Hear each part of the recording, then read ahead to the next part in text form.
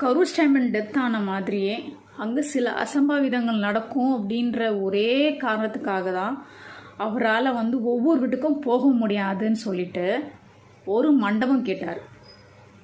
அதுக்கு சில செக்யூரிட்டி வேணும் அப்படின்னு சொல்லி கேட்டார்.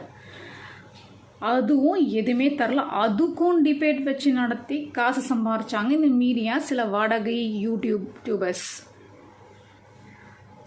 மண்டபத்தில் சந்திக்கலான்னா துக்கம் நடந்த வீட்டுக்கு தான் போகணும் ஆப்வியஸ்லி. பட் அவரால் போக முடியாது.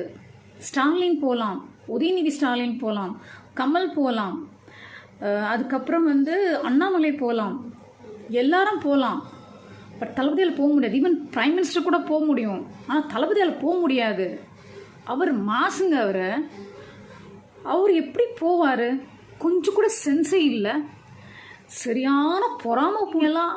அவர் நடிகன்றாங்க. ஐயோ, இந்த தமிழ்நாட்டை ரூல் பண்ணிக்கிட்டு இருக்கிறதே நடிகர் கூட்டம்தான். அந்த கூட்டத்தில் உள்ளவன் எல்லாமே நடிகராக தான் இருக்கான். சிலரில் பலர்.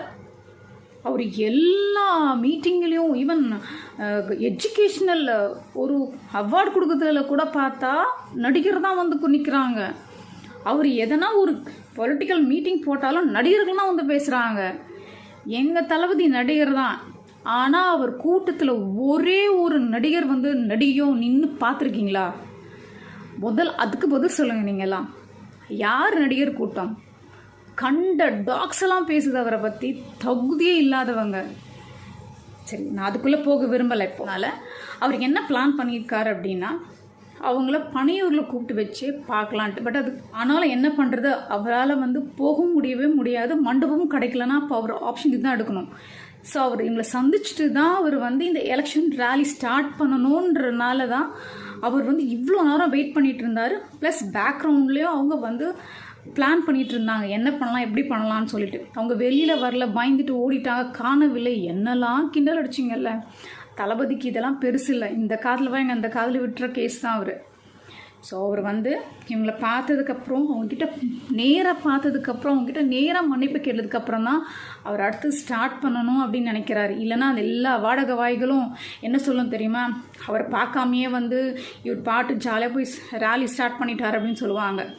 அவர் அதுக்காக தான் பெர்மிஷனுக்காக வெயிட் பண்ணார். அது கிடைக்கலன்னா வேறு ஆப்ஷன்ஸ் இல்லை, இது பண்ணி தான் ஆகணும். யாவா என்ன சொன்னாலும் கவலை கிடையாது. ஸோ இவங்களை பார்த்துட்டதுக்கப்புறமா தான் அவர் அடுத்தது ஸ்டார்ட் பண்ணணும்னு நினச்சிட்ருக்காரு. ஸோ அவர் இன்னும் 2 daysல அந்த 41 ஃபேமிலிஸை பார்க்க போகிறாரு. அதுக்கப்புறமா நவம்பர் 1st வீக்லேருந்து அவர் எலெக்ஷன் ரேலி ஸ்டார்ட் பண்ண போகிறார்.